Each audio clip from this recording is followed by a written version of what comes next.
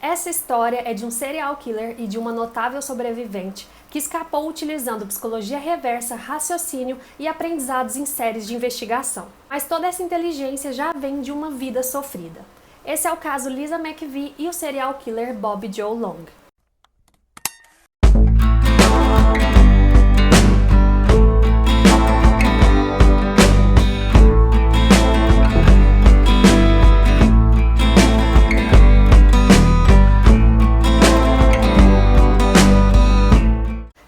Investigadores, eu sou a Sabrina Moura do Sabrina Casos e o caso de hoje foi pedido por vários seguidores lá do Instagram depois que eu trouxe um resumo dele. Então pode ser que o vídeo fique um pouquinho grande, mas eu trouxe todos os detalhes. Antes de começarmos, já se inscreve aqui no canal se você não for inscrito e deixa o like agora no começo do vídeo para não esquecer se você gosta desse tipo de conteúdo. Então vamos investigar o caso de hoje. Eu vou começar falando primeiro do Bobby Joe Long pra gente entender quem ele era e quando Lisa cruzou o caminho dele. Bob nasceu em 1953 em West Virginia, filho de Joe e Loella Long. Seus pais se separaram quando ele tinha 2 anos de idade e mãe e filho se mudaram para a Flórida. A mãe do Bob trabalhava de garçonete e ela deixava muito um menino com os donos do apartamento que eles moravam. Bob sofreu várias quedas e lesões durante a infância, ele caiu de um balanço ficando inconsciente, ele também teve um incidente com um graveto que perfurou a sua pálpebra e ele bateu de frente em um carro quando ele andava de bicicleta e ele teve uma lesão cerebral e perdeu alguns dentes nesse acidente. Em outra ocasião, ele quase se afogou na praia e ele acabou culpando a mãe dele, falando que ela estava olhando para homens e não cuidando dele. Já na escola, ele reprovou na primeira série e naquele mesmo ano, os pais reataram um casamento, mas morando em casas diferentes. O Bob continuava a sofrer acidentes e quando ele tinha 8 anos de idade, ele foi atropelado 2 vezes no mesmo ano. Nesse segundo acidente, a sua mandíbula chegou a ficar deformada. Aos 10 anos de idade, os pais de Bob se separaram pela segunda vez e eles acabaram tendo que ir morar em casas de familiares. Lá, ele e a mãe dividiam o mesmo quarto. Foi nessa época também que ele começou a sofrer bullying na escola por causa dos dentes quebrados e da mandíbula torta. A mãe do Bob continuava trabalhando de garçonete e ela tinha que trabalhar muito para sustentar os dois, já que agora ela era divorciada novamente. E nessa época ele começou a reclamar das roupas que ela usava, falando que eram muito vulgares. Aos 12 anos de idade, o Bob matou a cachorrinha da família e o motivo seria porque a mãe tratava a cachorrinha melhor do que tratava ele. Apesar da atrocidade, a mãe não fez nada e nem deu uma advertência para ele. Mais tarde, naquele ano, ele começou a namorar uma menina chamada Cynthia e aí ele deixou de dormir na mesma cama com a mãe e de reclamar um pouco. Bob nasceu com um cromossomo X a mais e isso fazia com que ele produzisse mais estrogênio na puberdade, fazendo, por exemplo, crescer seios. Isso acabou sendo um trauma para ele sofreu mais bullying por isso e um tempo depois ele fez a remoção cirúrgica. Dos 15 aos 19 anos de idade, ele acabou tendo vários problemas com a polícia, principalmente por roubo. Ele começou a ser um pouco violento com a mãe e foi nessa época que ele foi preso por uma tentativa de estupro. Mas ele acabou sendo liberado por falta de provas. E isso é uma coisa que a gente vai ver se repetindo muito na história dele. Em 1972, ele se alistou no exército e em 74 ele se casou com a Cynthia. Nesse mesmo ano ele sofreu um outro acidente, dessa vez de moto, mas o impacto foi tão forte que trouxe sequelas para ele. Ele quase perdeu a perna nessa ocasião e aqui é descrito que o desejo sexual dele estava praticamente fora de controle. Devido às sequelas do acidente, ele acabou sendo dispensado do exército. Brigas pela obsessão do Bob por sexo eram recorrentes no seu casamento, tanto que ele foi preso pouco tempo depois por agredir a mulher. Mas logo ele foi solto e eles continuaram o casamento, inclusive tendo 2 filhos. A família então se mudou para Fort Lauderdale e ele se tornou eletricista, mas ele não conseguia emprego fixo. Por isso ele se formou em técnico em radiologia e em 79 ele conseguiu um emprego fixo em Miami. Nessa época as brigas do casal retornaram e o Bob se tornou abusivo, então a Cynthia finalmente pediu o divórcio. Bob perdeu o emprego novamente e teve que dividir um apartamento com outras pessoas para conseguir se manter. Uma das inquilinas do local era Susan Repogli, que o acusou de violentá-la, mas mais uma vez por falta de evidências, ele foi liberado. Uma semana depois, ela o acusou de a ter empurrado da escada e eles descobriram que ele enviava materiais obscenos para uma menina de 12 anos de idade. Além disso, também teve algumas denúncias dele ter violentado algumas prostitutas da região. Pelos materiais obscenos enviados à menina, ele foi condenado a 2 dias de prisão em liberdade condicional. Quanto aos outros crimes, ele foi inocentado em todos. Logo depois, ele conseguiu um emprego em radiologia, que foi dispensado pouco tempo depois, porque ele pedia para as mulheres se despirem as pacientes quando não era necessário. Foi nesse local que ele conheceu a Elise, com quem engatou um romance, e ele ficou realmente apaixonado por ela. Mas logo ele voltou a procurar prostitutas e a cometer violência sexual. Ele começou a fingir que ia comprar casas para render as mulheres, ele as violentava e roubava suas joias. Estima-se que ele fez isso com pelo menos 50 mulheres.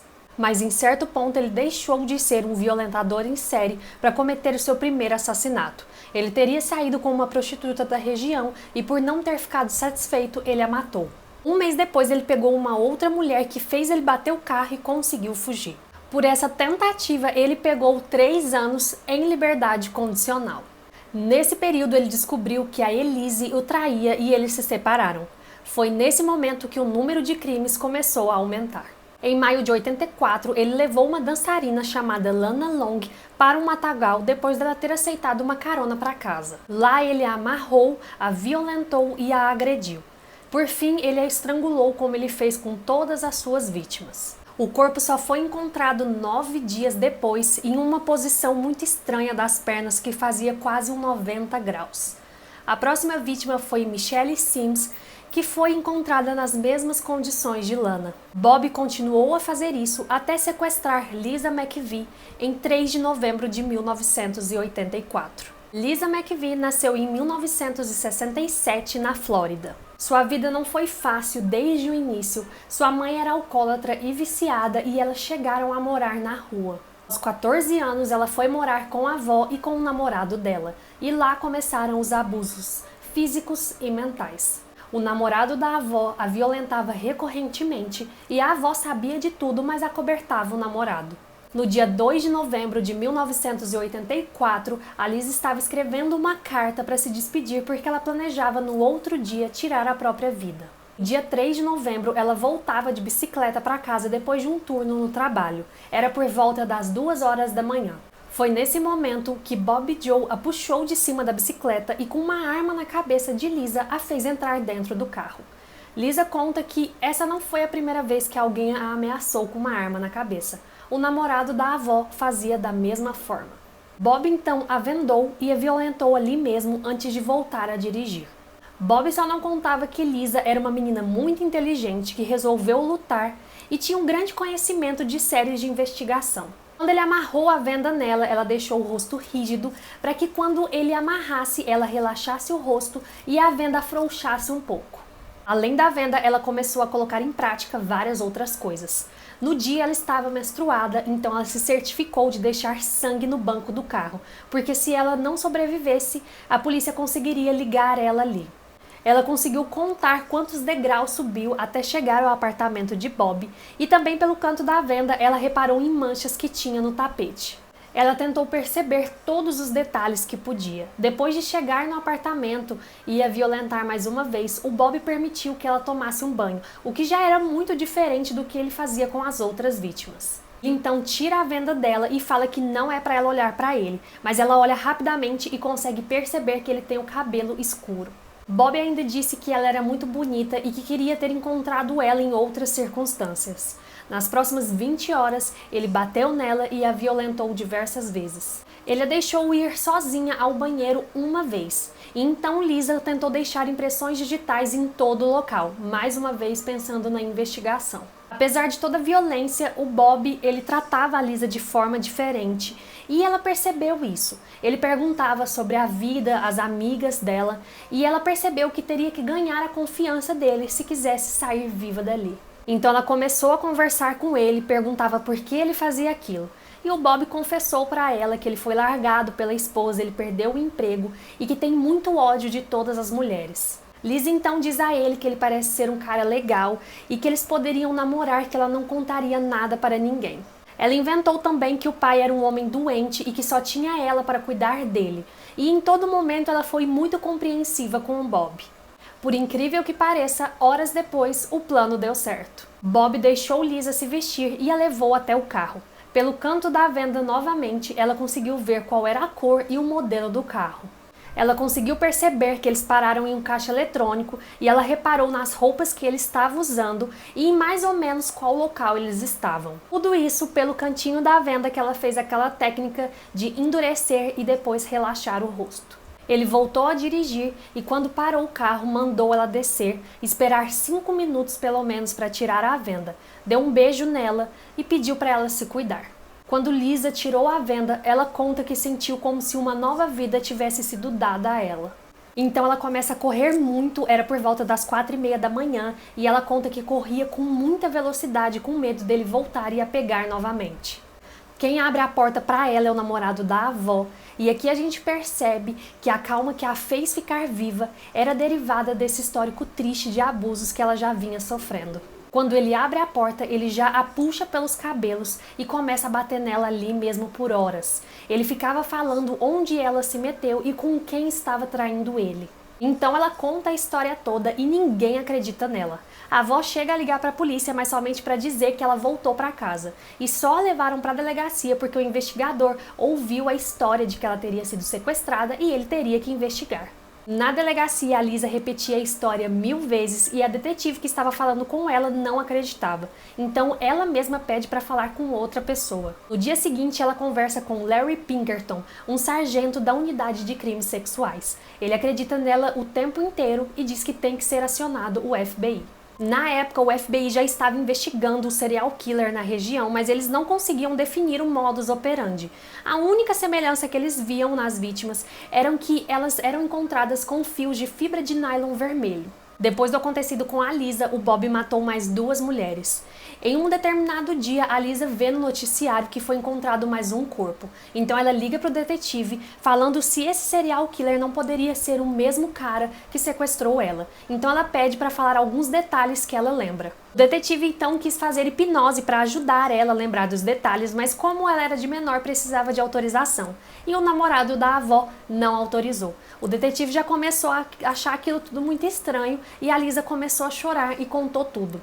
Com isso, o namorado da avó enfim foi preso e a Lisa foi transferida para um lar de adolescentes. Eles fazem testes nas roupas que a Lisa voltou para casa naquele dia e eles encontram fios de fibra de nylon vermelho, igual aos que eram encontradas nas vítimas do serial killer.